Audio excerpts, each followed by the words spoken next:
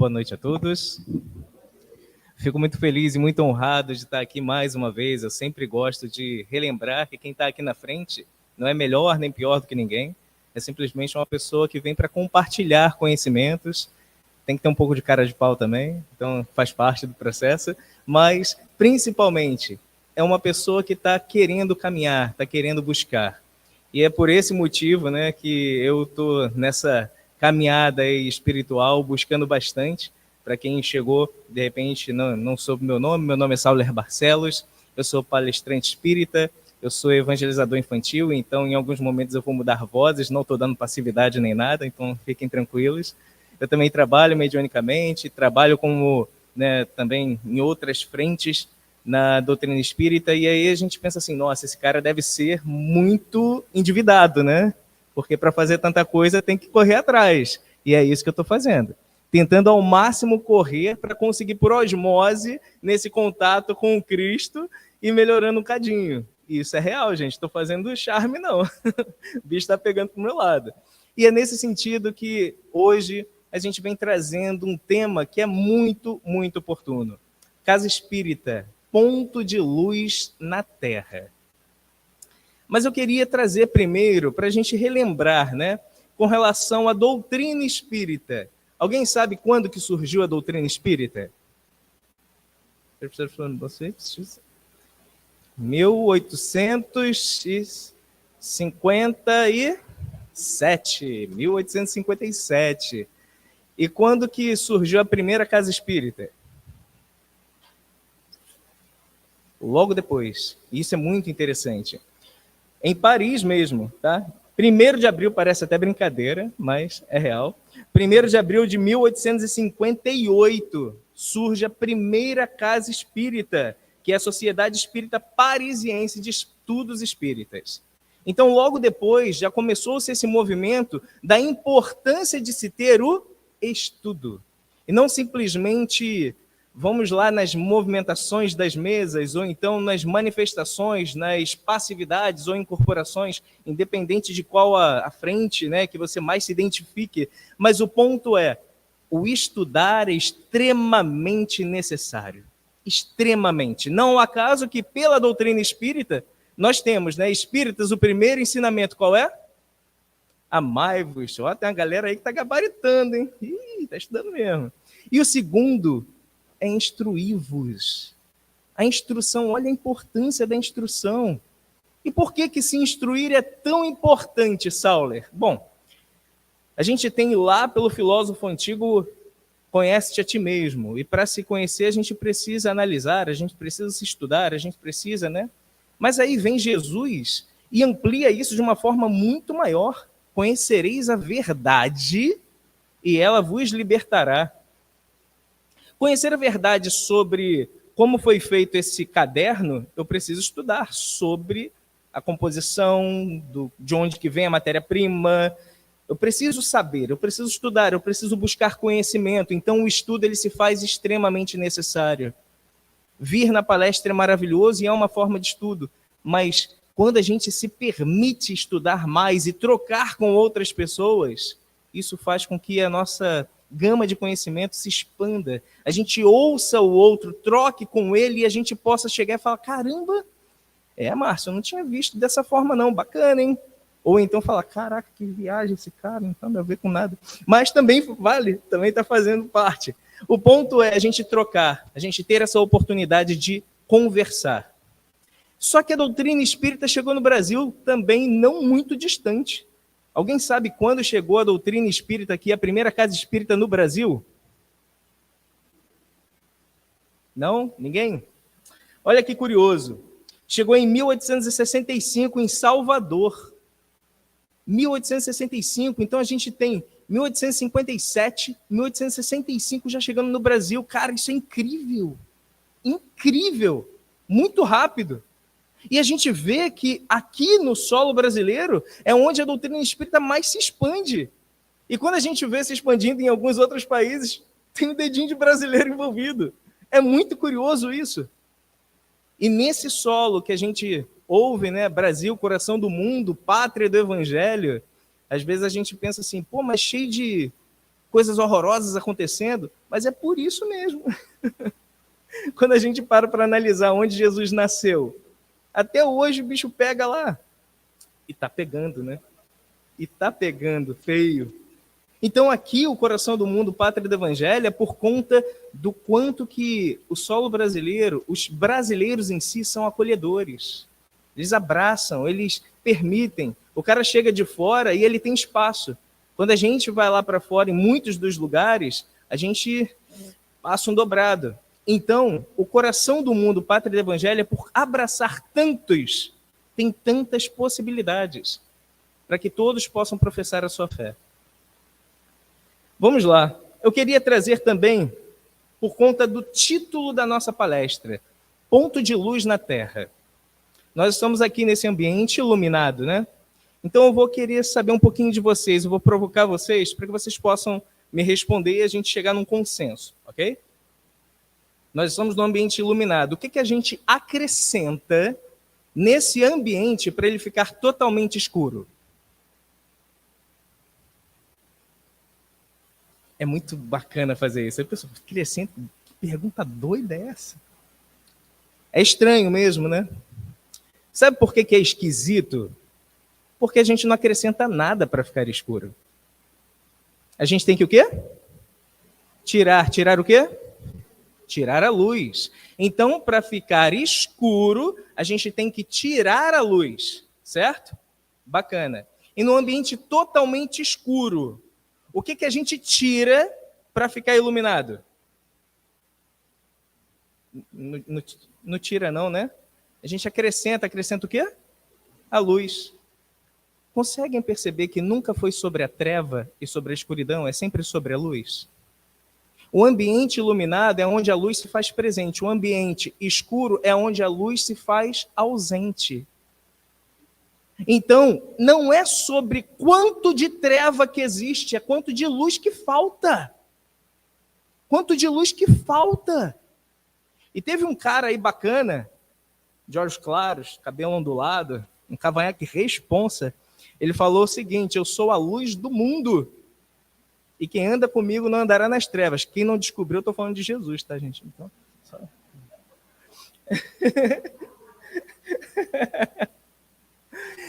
Olha só, eu sou a luz do mundo. E olha, pega isso e coloca agora com relação ao fato da luz e não da treva. A ausência de Jesus, muitas das vezes, faz com que as pessoas estejam em trevas. Só que quanto mais eu me conecto com o Cristo, mais a possibilidade da luz do Cristo entrar em ressonância com a centelha divina que existe em mim e brilhar, e fazer com que eu realmente venha iluminar também. Sauler, conheço um montão de gente que fica direto na igreja, no terreiro, na casa espírita, e tá perdido, cheio de problema. Existe uma frase, até mesmo bíblica, que diz assim: tudo posso... catolicismo aí, tá vendo? Pego geral. Tudo posso naquele que me fortalece. Cara, e sem nenhum problema, tá, gente? Eu fui católico de berço, tenho uma gratidão enorme, muito dos conhecimentos que hoje eu acabo adquirindo é justamente por conta dessa base católica, sendo que a mediunidade fazia com que ficasse muito difícil estar no catolicismo. E aí acabou que eu saí invariavelmente em algum momento. Mas eu tenho uma gratidão enorme por essa base. E aí, tudo posso naquele que me fortalece. Isso então não é verdade, Sauler, porque eu vejo pessoas super conectadas e mesmo assim têm problemas. Será que estão 100% conectadas? A gente não consegue. 100% conectado, pelo menos eu falo muito por mim. Mesmo que eu busque, que eu trabalhe, que eu me esforce 100%, e se eu não estou 100% naquele, seja 1%zinho, aquele 1% me arrebenta. Porque eu abro brechas enormes e aí eu vou numa avalanche. Quem estuda um pouquinho sobre processos obsessivos entende que os obsessores, primeiro, eles não são os malvados da história. E segundo, eles não colocam nada na nossa cabeça que já não exista. Eles superexcitam aquilo já existente. Por isso que Jesus não caiu nas tentações. Compreendem? Agora, por que a gente cai? Pelo menos eu, porque eu sou coisa ruim mesmo ainda. Estou me esforçando e vou ficar bom. Tá longe pra caramba. Então, dentro desse conceito, agora a gente volta para algumas elucidações. Foi colocado ali sobre o livro. Aconteceu na Casa Espírita. Gente, quem nunca leu, leiam. E, se possível, estudem. Meu Deus, eu acho que todos os que frequentam, sendo trabalhadores ou não, deveriam ler esse livro. Porque esse livro ele fala sobre o plano espiritual, as tramas, as questões que envolvem coisas que a gente nunca nem imagina. Nem imagina.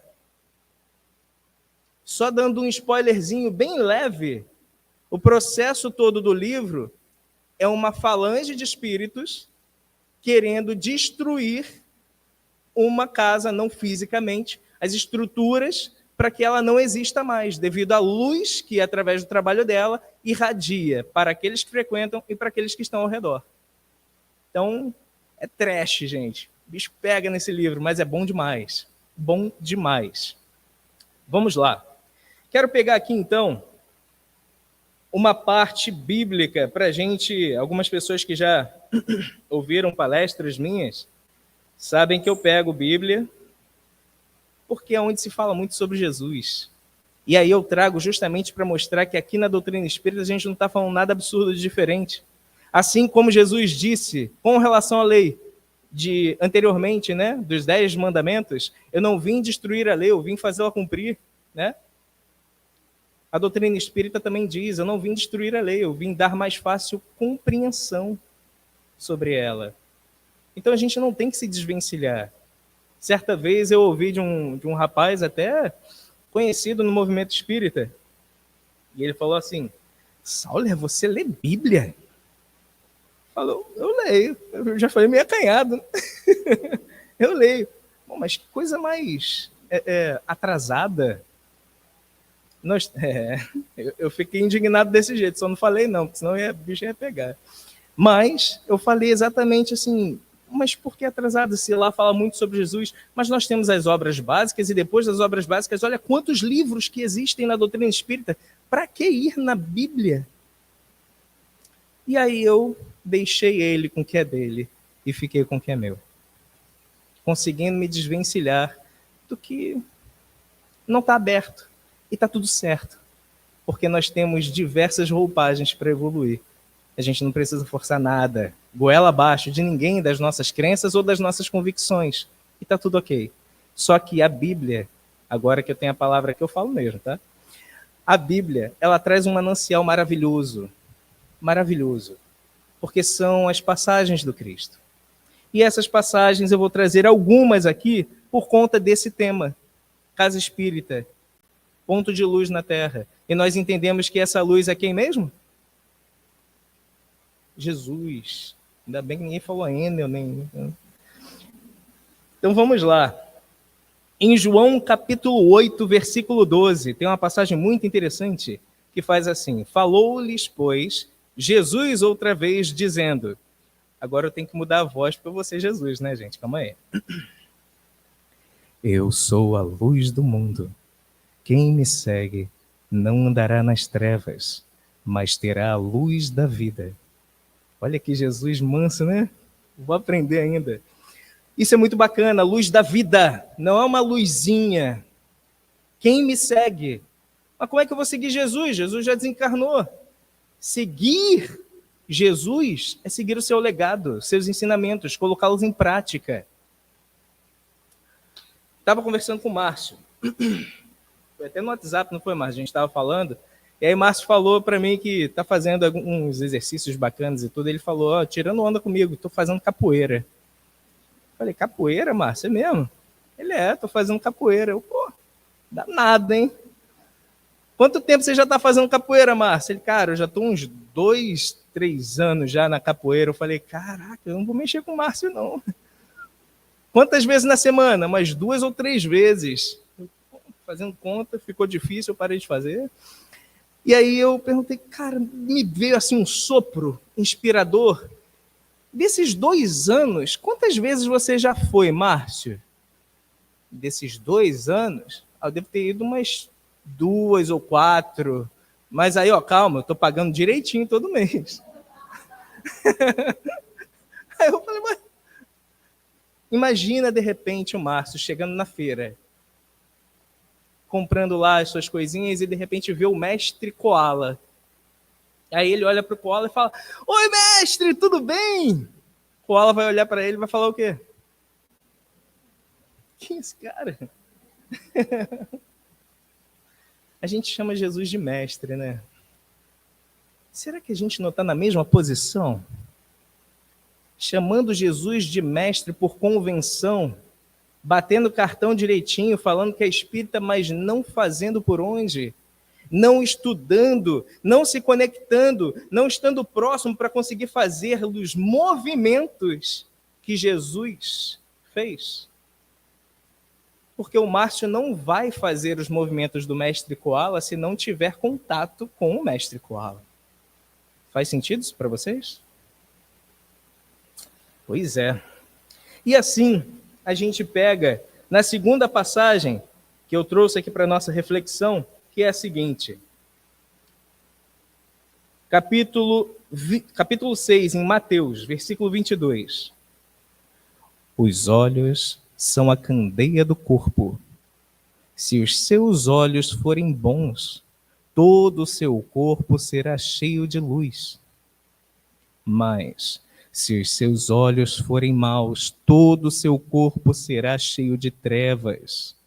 Portanto, se a luz que está dentro de você são trevas, que tremendas trevas serão.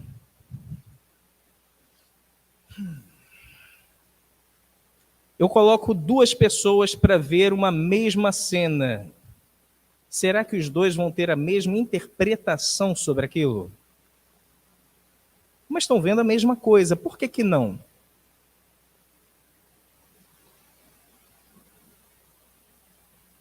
Cada um vai ver sobre sua ótica, cada um vai ver sobre aquilo que tem dentro de si e que entra em ressonância. Então, é como se eu tivesse uma lente positiva ou negativa que fizesse com que eu enxergasse aquilo que está acontecendo ao meu redor. Se alguém de repente me ofende, eu posso chegar e sair de voadora, de um monte de coisa, ou então eu posso chegar e falar, caramba, de forma gratuita, eu não fiz nada com essa pessoa. E esse é o ponto mais interessante. Eu não fiz nada com essa pessoa. Meu Deus do céu, gente, se a gente não fez nada com alguém que nos trata mal, isso não é seu, é do outro. É do outro. Analisa, reflete. Caraca, eu não fiz nada com o Márcio chegou e me deu uma patada, cara. Primeiro, eu pego e fico hiper irritado e vou bater de repente de volta no Márcio. Não é bem isso que Jesus ensina, né? Se bem que teve aquela passagem lá. Essa passagem é bacana. Jesus foi pego. Nesse momento, Pedro saca a espada e tal, como Zorro, ou um Jedi. Zorro é mais para os antigos, né? O pessoal hoje em dia nem sabe. Olha, entregando minha idade também aqui. Mas tá bom. Foi, cortou a orelha. Rapaz, para cortar uma orelha, o cara tem que ter uma mira danada. E cortou a orelha do cara. Nesse momento, Jesus foi e falou, isso, agora mira na garganta. Não falou isso não, hein, gente? Pelo amor de Deus, não falou. Ele falou o seguinte, embainhe agora a sua espada, porque quem com ela fere, por ela perecerá. Em nenhum momento Jesus nos incitou revide. Em nenhum momento Jesus falou que dependendo da situação você pode... Não! Em nenhum momento a agressividade, a contra-resposta nunca será nos moldes da agressividade. Nunca será com ódio, nunca será com rancor. Pelo contrário, amai os vossos inimigos. Coisa fácil, né, gente? Mole. Amai os vossos inimigos. Jesus pega pesado com a gente, né? Mas a gente quer evoluir. Só que a gente quer o menor esforço. A gente quer o menor caminho. A gente quer a coisa mais tranquila. Não tem o mais tranquilo. O mais tranquilo vai ser depois. Mas agora, vamos lá, recapitulando. Tem 5 classificações dos mundos, né? Primeira classificação dos mundos, quem me ajuda aí? Primitivos. Segunda. Terceira. Quarta. Sempre começa a diminuir nessa parte. Ditosos ou felizes. Quinta. Celestiais ou divinos. Cara, qual é a classificação da Terra? Provas e expiações. Ih, já chegou. É a segunda. É a segunda, gente. Nós estamos muito mais próximos do começo. Perdão, remédio da minha filha. Desculpa. Nós estamos muito mais próximos do começo do que do fim. Não acaso, quando o bicho pega, alguém tenta ali tirar ao máximo nossa paciência, nos colocar à prova, a gente superage como os anjos, né? Mansuetude. Calma, meu irmão. Fique tranquilo. Não sei vocês, mas eu tô quase pegando minha clava aqui, ó. Uga Buga, Homem das Cavernas. Vem tudo, cara, daqui da parte mais primitiva. Isso mostra a nossa classificação natural. É um processo. Sauler, mas eu li que Bezerra de Menezes avançou mais de 30 encarnações. Gente, parabéns para ele. Se eu avançar meia, eu estou lambendo os beiços. Porque tá brabo, cara. E eu falo isso de verdade, é muito difícil. E o mais difícil é que a gente nem sabe se o que a gente está achando que está avançando, a gente já fez em outro. Então, tipo, não vai dar em nada. Por isso, a gente precisa muito nos analisar. E esse processo da autoanálise é muito doloroso. Muito doloroso. Eu reconhecer que eu ainda sou maledicente. Reconhecer que eu virei sim a cara para aquele que me pediu ajuda. Reconhecer sim que aquela pessoa está precisando de carona, mas eu não gostei de como ela falou. Eu não consigo agora te dar uma carona. E aí eu vou dar uma arrancada e falo, pede Uber, dá seu jeito, danado. Acontece. E reconhecer isso em outras diversas facetas é a gente olhar para a gente e falar, cara, o que eu posso fazer para melhorar nesse aspecto? Mas se eu não reconheço, como fazer? Como melhorar? Não se tem o que melhorar quando eu não tenho problemas. Faz sentido para vocês isso? Se eu não reconheço que eu tenho situações a serem melhoradas, não tem nada para fazer. Primeiro, sou espírito missionário mesmo, né? Estou aqui só para ajudar a evolução planetária, que eu estou super de boa, surfando na projeção espiritual. Só que não. Sinceramente, não. A gente precisa analisar as nossas questões. E aí a gente traz agora o aspecto da casa espírita. Aqui na casa espírita a gente fala muito sobre quem? Tem uma amiga minha que fala que na casa espírita fala muito sobre o Roberto Carlos, porque toda vez que ela vai, só toca a música do Roberto Carlos. Eu falei, que casa espírita é essa? Difícil. Mas, ok. E aí, aqui a gente fala muito sobre Jesus. Não, sobre Jesus não, olha, fala muito sobre Kardec, fala muito sobre Joana. Bom, vamos analisar, eles são missionários, ceareiros, cristãos. Eles são ferramentas de Jesus para que a lei possa ser colocada a termo. Então, nós estamos estudando sobre Jesus. Quem pega o Evangelho segundo o Espiritismo, cara, é o Novo Testamento. Né? Para quem tem essa linguagem, esse conhecimento, o Antigo Testamento, o Novo Testamento, é o Novo Testamento, com comentários para que a gente possa compreender ainda mais. E esse é o grande aspecto da doutrina espírita, trazer Jesus para mais perto. E se eu trago Jesus para mais perto, Jesus é o que mesmo? Que a gente falou um pouco antes? Luz do mundo, a luz, então eu trago a luz para mais perto de mim. Por isso também que a casa espírita é um ponto de luz na terra, porque se conecta com o Cristo. E ele falou um negócio mais ou menos assim, onde 2 ou mais estiverem reunidos em meu nome. É meio cínico mesmo, Saulo, né? Finge que não sabe. Mas o ponto é, para vocês participarem, lá eu também estarei. E está, gente. E está. Eu não vou perguntar e falar 100%, mas normalmente quando a gente chega aqui na casa espírita, a gente sai melhor. Normalmente. Eu não pergunto porque de repente levanta alguém falando que não, aí vai dar ruim.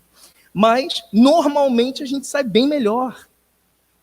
Essa eu vou perguntar, sem medo. Quem aqui faz oração, se conecta com Deus e depois que termina fala, caraca, eu estou um lixo, muito pior do que eu comecei. Graças a Deus. E por que disso?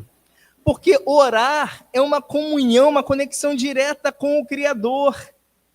E se conectar com Deus, cara, é bom demais. É bom demais. A gente fica melhor, a gente se sente mais energizado, mais disposto, mais alegre. E aí a gente começa a ver que a gente tem disposição para enfrentar as nossas dificuldades aqui na casa espírita. E não somente casa espírita, tá, gente? A gente está falando casa espírita porque estamos no ambiente espírita. Mas, cara, o que tem de pessoas que se comunicam com a espiritualidade de forma divina também, nos terreiros de Umbanda, nos centros de Jorrei, no budismo, no catolicismo, no batista, em outras tantas frentes, é incrível. Mas que a gente possa perceber que estar num local onde as pessoas normalmente vêm com o intuito de se melhorarem, com o intuito de entregarem o seu melhor, com o intuito de repente, aprenderem, abertas para ouvir algo que venha fazer sentido, naturalmente a frequência vibratória desse local está melhor. Quem aqui conhece um movimento chamado Comerge Levanta a Mão, por favor?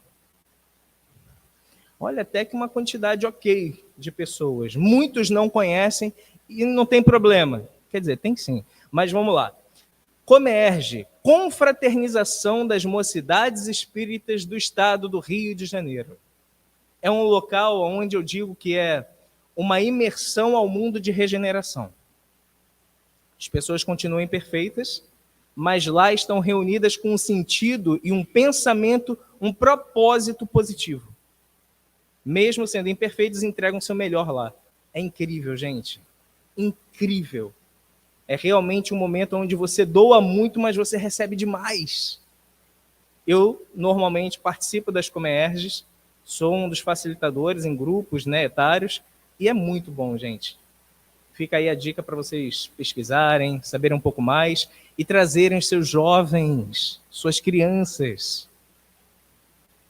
É muito curioso a gente parar para analisar sobre a questão da casa espírita. Quem aqui tem filho, levanta a mão. Galera, né? Independente da idade, já foram pequenos, se porventura hoje já são adultos. Quando normalmente estão no ingresso da escola, são quantos dias por semana que se estuda, em média? 5, né? Quanto tempo de aula por dia, mais ou menos? 5 horas, mais ou menos? Vamos pegar 5 horas, então? Alguns um pouco menos, alguns um pouco mais. 5 dias, 5 horas, 25 horas por semana. Não é isso? Por mês, fazendo aí média de 4 semanas, 100 horas por mês. Evangelização infantil, quantas vezes por semana? Uma. Quanto tempo? 40, 50. Vamos arredondar para 1 hora. 1 hora por semana. Por mês, em média, 4 horas. Por ano, se não tiver nenhuma falta, nenhum feriado, nenhuma... 48, né? 48. Oi?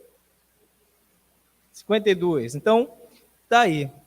Olha a quantidade de horas que nos chega 1 mês do ensino fundamental, do ensino normal, tradicional, da escola.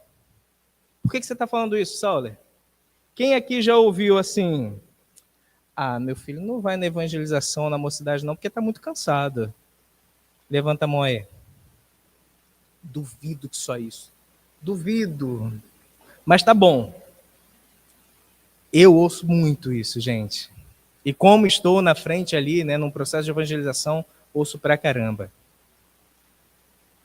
A gente ouve os pais, os responsáveis falando isso. E aqui, tô criticando mesmo.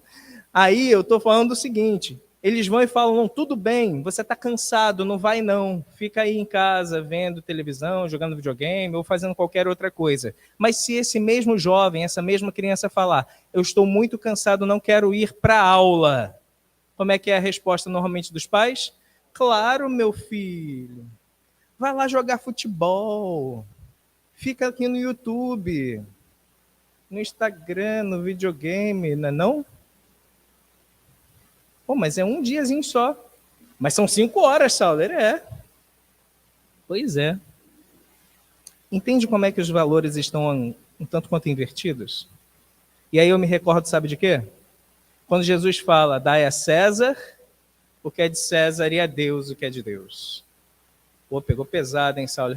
Assim, gente, não dá para ficar passando muito mão, né? A gente precisa ampliar a visão. E aí, às vezes eu vejo pessoas falando, Sauler, mas eu não sou materialista.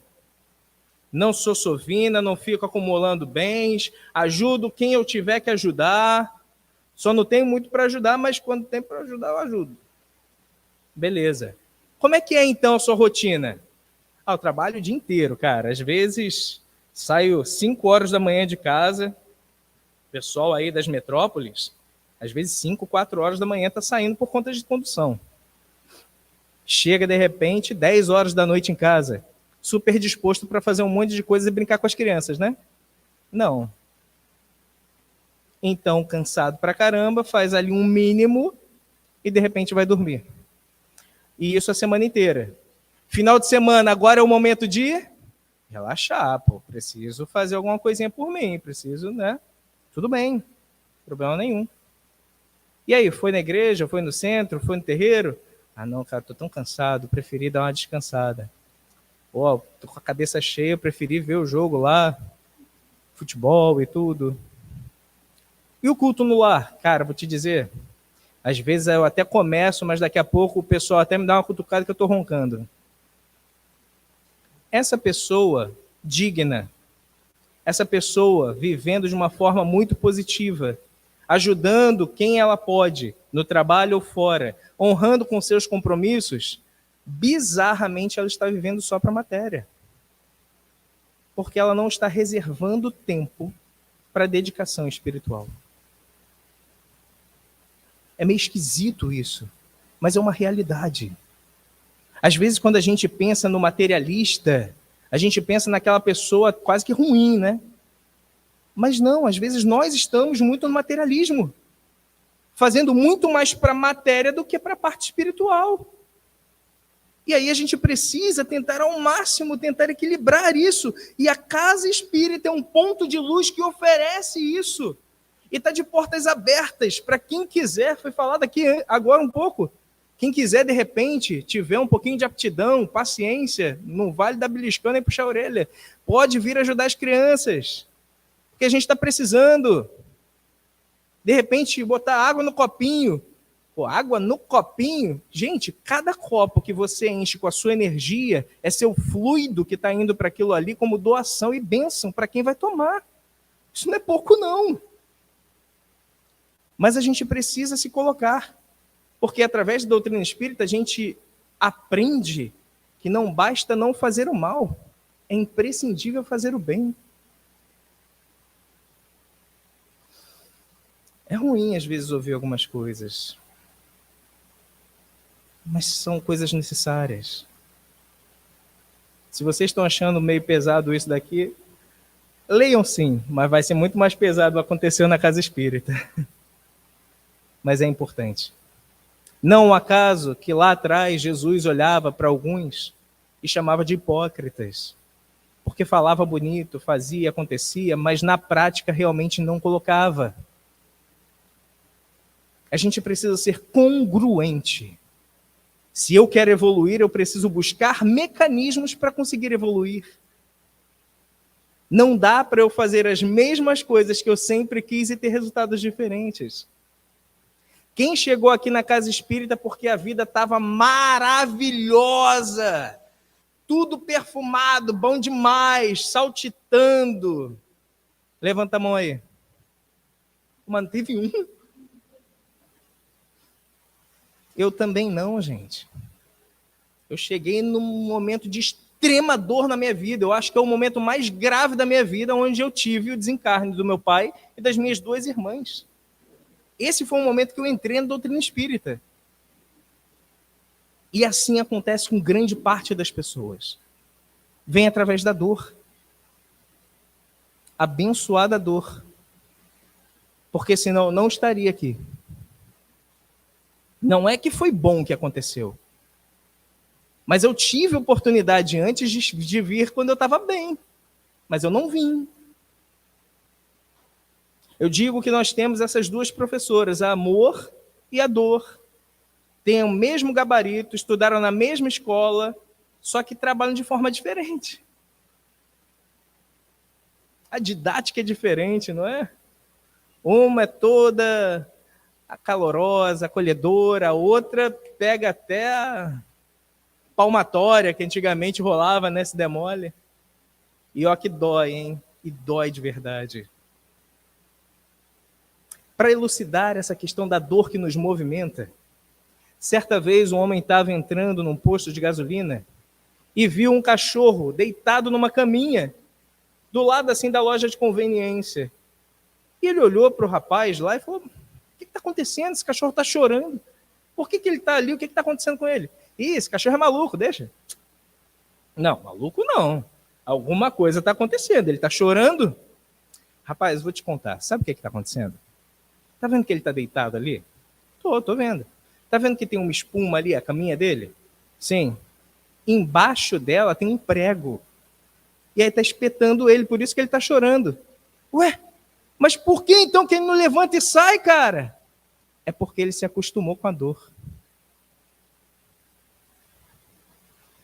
Quantos de nós não nos acostumamos com a dor e por isso a gente não se movimenta? Quantos de nós não nos acostumamos com a dificuldade, de repente, de ser humilhado no trabalho, em casa, pelos familiares, amigos, e para, de repente, chegar e vai ser muito pior se eu sair daqui. A gente se acostuma com a dor e achando que ainda é super de boa. Vou contar uma coisa para vocês. Jesus disse que veio para que nós tenhamos vida, e vida em abundância. É coisa pra caraca, gente. É qualidade top de linha. Então não é para a gente simplesmente ficar ali tomando pancada. Não é para sair dando voadora, pelo amor de Deus, hein? E nem aprender os golpes com Márcio, porque... Mas a questão é a gente fazer com amor e tentar se movimentar se porventura no local que nós estivermos não estiver muito bom. Tem algo que é muito bacana, se eu não me engano, foi de Madre Teresa, que ela fala: floresça onde Deus te plantar. Mas existe terra pra caramba. Se porventura Deus te plantou aqui, você vai florescer e tudo, mas se porventura as pessoas não estão ali querendo aquilo e tentando ao máximo te abafar, cara, de verdade, nós não somos somente flores. Nós podemos usar o nosso raciocínio e orar verdadeiramente em favor daquelas pessoas. Eu não sei se vocês param para analisar, cara, isso, quando eu cheguei nesse ponto, eu fiquei, uau, aquele momento que a cabeça meio que explode. Jesus, ele diz que é o caminho, a verdade e a vida. Então, ele é o nosso exemplo, certo? A gente tem que seguir o caminho dele, não é isso? Show. Onde está escrito que Jesus parava de avançar para ficar insistindo em quem não queria ajuda dele? Qual passagem do Evangelho? Mas Jesus não virava as costas para ninguém. E esse é o ponto de diferença.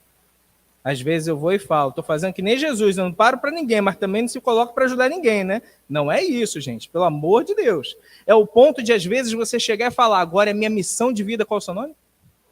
Tom. Minha missão de vida é ajudar o Tom. E aí eu estou sofrendo, estou penando, e Tom não está nem aí para mim. Que maldade, Tom. E eu continuo a minha vida inteira em favor do Tom. Aí eu chego lá, todo mundo aplaude, né? Quando eu chegar lá do outro lado. Não é assim. Porque existem várias outras pessoas que poderiam ser beneficiadas com aquela minha vontade verdadeira de auxiliar. Mas não é para eu virar as costas para as pessoas. É para eu não ficar perdendo a possibilidade de ajudar quem quer. Porque tem muitas pessoas de mãos estendidas. Lembra lá quando Jesus falou, quem é minha mãe e meus irmãos? Em verdade, todo aquele que segue a palavra de meu pai, minha mãe e meus irmãos. Nós somos uma família universal. Assim que eu desencarno, eu deixo de ser filho da minha mãe, consanguineamente. Eu me torno irmão dela perante Deus. É curioso isso, né? Basta eu desencarnar que esses laços consanguíneos se rompem. Os de afinidade, não. Os de amor, não. Esses vão ser eternos. Mas a gente precisa compreender o quanto que eu preciso avançar. E essas coisas e tantas outras, nós temos grupos de estudo, nós temos atendimento fraterno. Uma coisa que eu vejo, infelizmente, trabalhadores da seara espírita, pouquíssimos fazem atendimento fraterno. Eu? Tá doido? Vou falar minhas coisas pro Márcio nada? Como é que eu vou ficar olhando na cara do Márcio depois que ele souber todas as coisas que eu já fiz? Eu entendo o pensamento.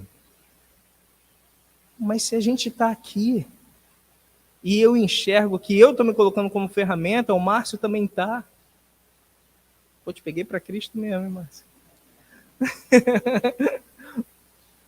A gente começa então a fazer toda essa movimentação de forma um tanto quanto estranha, no mínimo.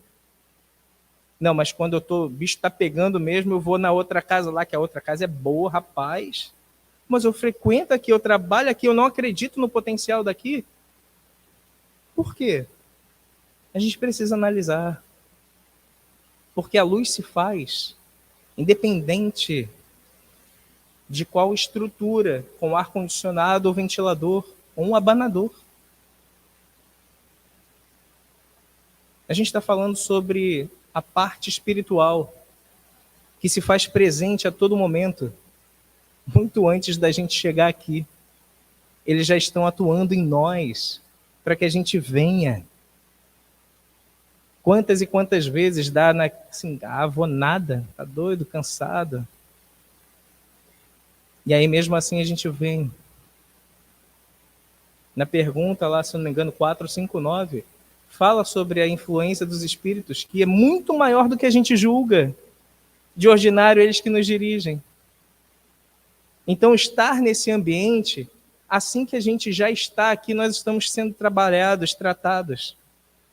O passe é importante. Mas a gente já recebeu pra caramba antes mesmo do passe, antes da água fluidificada. Mas a gente se conecta com aquilo e recebe ainda mais.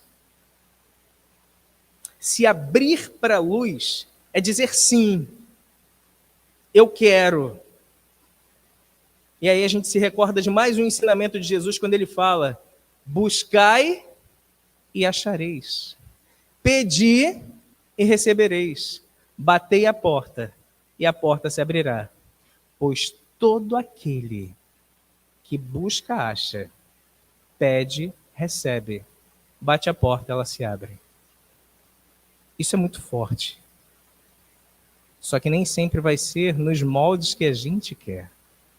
E aí que fica um pouco ruim. Mas fica bom para o que a gente necessita para a nossa evolução. A gente não fala isso no Pai Nosso? Senhor, que seja feita a minha vontade. Não. A vossa vontade, a vontade de Deus. Porque eu ainda sou tão imperfeito que se for a minha vontade, vai dar muito ruim. Tem até um filme, né? Acho que é com Jim Carrey. Não sei se é Sim, Senhor, o Todo-Poderoso, né? Sim para todas as orações. Rapaz, o mundo virou um caos. Porque tem gente que pede cada coisa que, meu Deus do céu. Não pensa no que realmente precisa. Tem uma música evangélica, cara, que eu gosto demais, que fala assim: o amor não se ganha nem se merece. O amor não se compra nem se merece. O amor se ganha, de graça ou recebe. E o que eu acho tão interessante, essa parte do merecer. Faço tanta coisa boa, ajudo tanta gente, estudo tanto, estou ajudando o Tom desde... E só tomo na cabeça, meu Deus do céu, não é possível. Eu não mereço isso. Ok, dentro dos moldes que de repente você avalie, você pode até não merecer, mas pode ser exatamente aquilo que você precisa.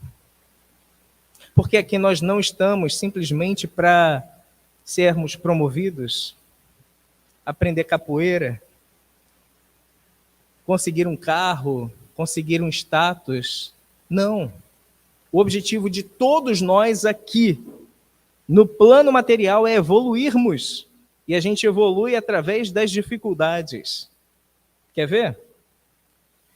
O simples fato de andar, que a gente nem para perceber, é um fato que a física explica, onde você impulsiona o seu pé atritando com o chão, impulsionando o seu corpo para frente e o chão para trás. Eita, não é só andar, não? Não.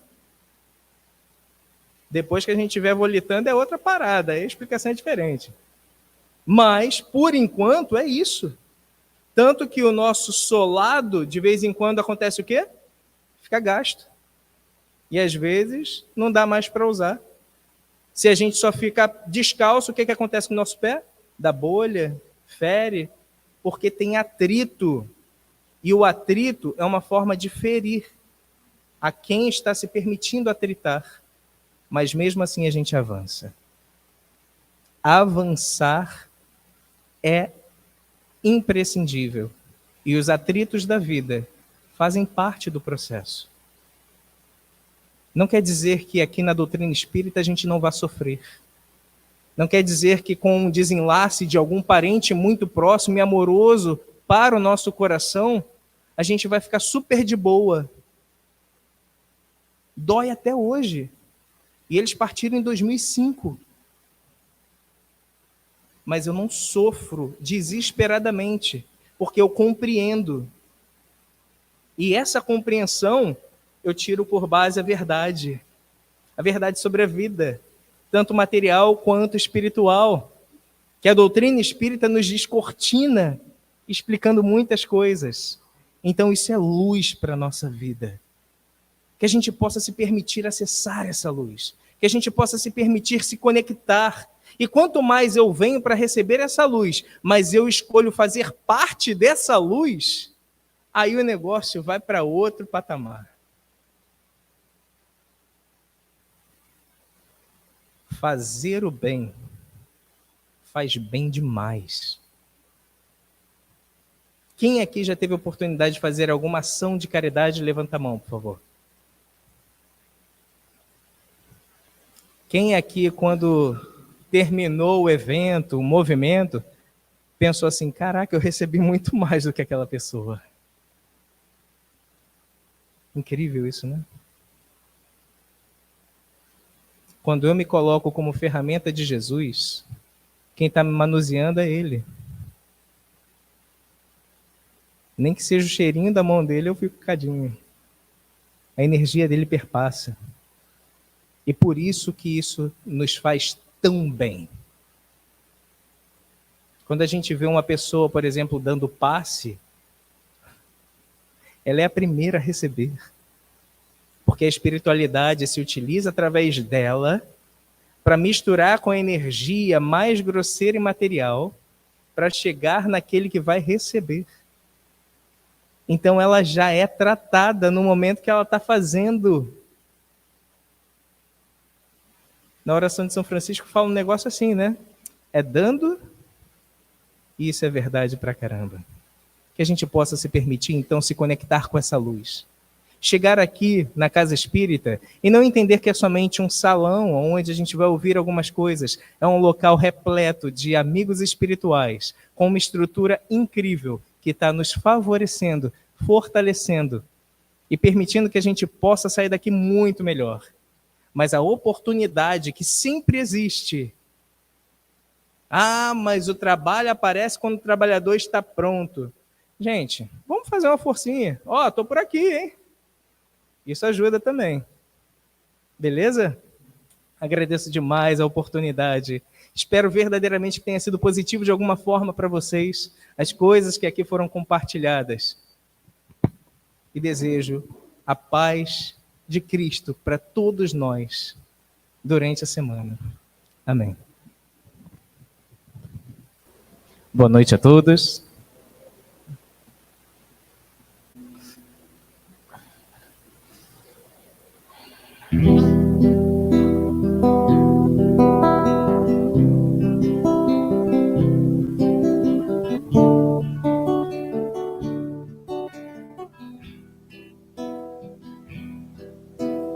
Pés descalços, mãos marcadas, moradores nas calçadas, esquecidos como a própria noite. Rosto triste, olhar tão raro, na esperança de um amparo, o silêncio mostra a própria dor. Sem perceber, finjo não ver e prefiro evitar. Preciso ter olhos de ver e mãos de ajudar e amar como ele amou.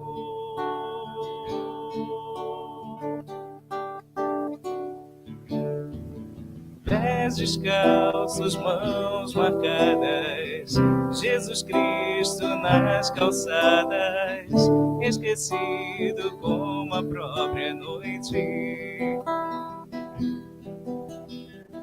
Rosto triste, olhar tão raro, na esperança de um amparo, o silêncio mostra a própria dor. Sem perceber, finjo não ver e prefiro evitar. Preciso ter olhos de ver e mãos de ajudar e amar como ele amou.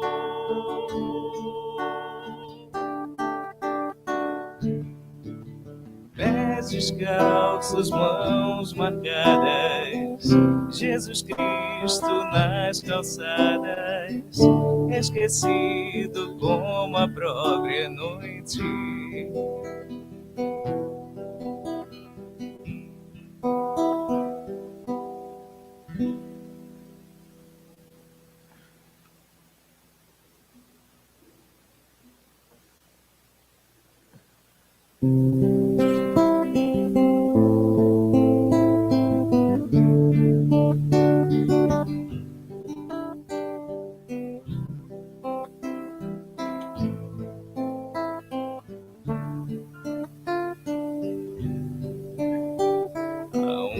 uma palavra perdida, já quase esquecida, me fez relembrar.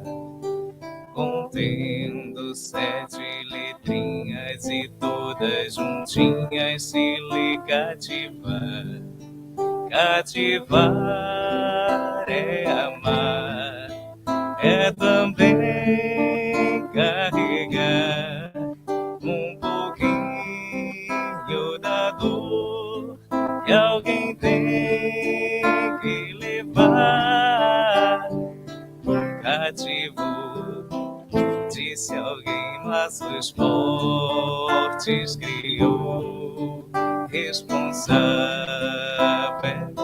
somos nós pelo que cativo.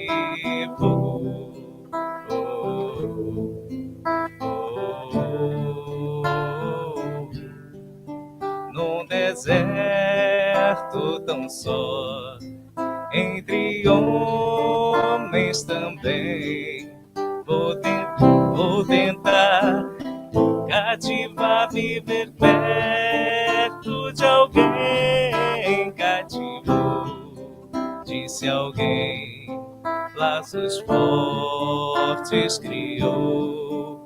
Responsável é você pelo que cativo.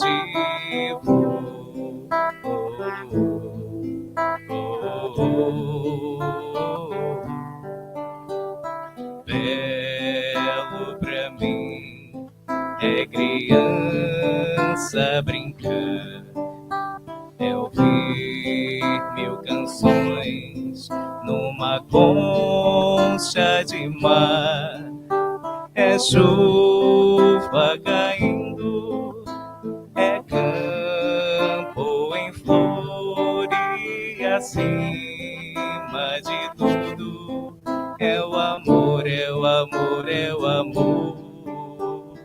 Belo pra mim quando estou a sofrer, que a treva na alma começa a crescer, é lembrar uma alegria que além, muito além, à espera de nós existe alguém belo pra mim.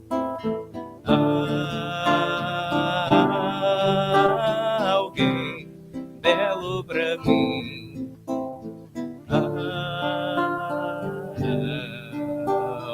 Alguém.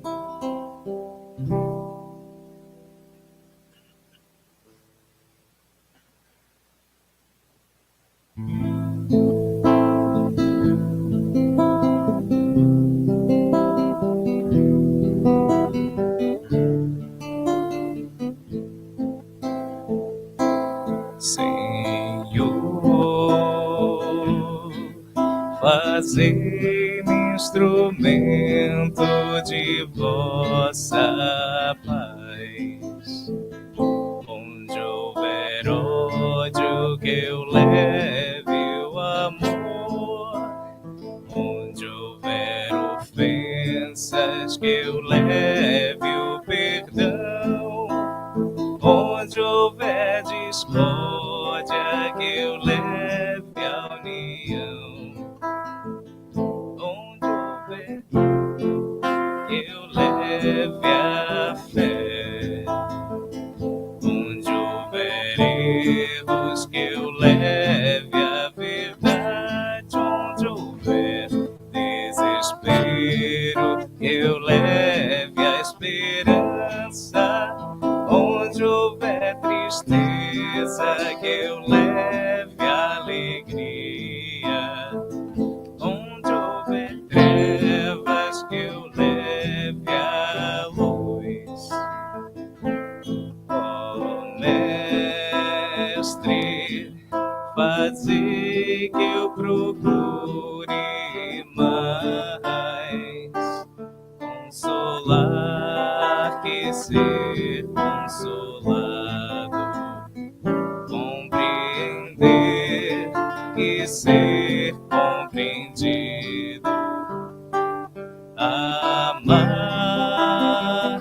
e ser amado, pois é dando que se recebe, é perdoando que se é perdoado, e é morrendo que se vive para a vida eterna.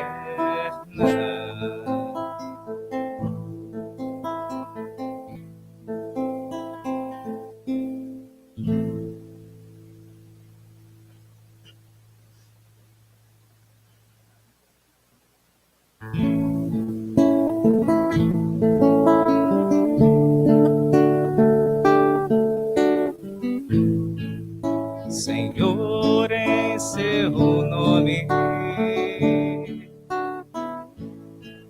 Senhor, em seu nome, eu falava às pessoas, jogava as sementes, plantava e colhia paz, mas sentia falta de algo mais. Eu fazia quase tudo, e hoje tudo é quase nada, frente à obra e seu Criador. Sinto não sabemos dar valor, faltava-me mudar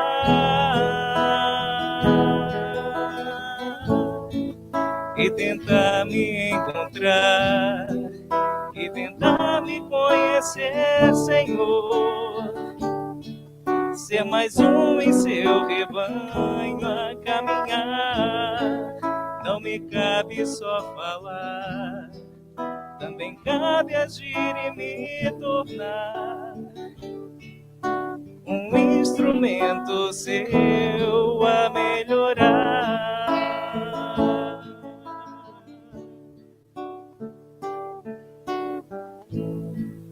Senhor, em seu nome, Senhor, em seu nome, eu fazia muitos planos, mas os anos seguem em frente e nos fazem ver quem somos. Cometemos mil enganos. Eu queria ser o M, mas agia como âncora retardando meu caminho. Sou meu próprio espinho, faltava-me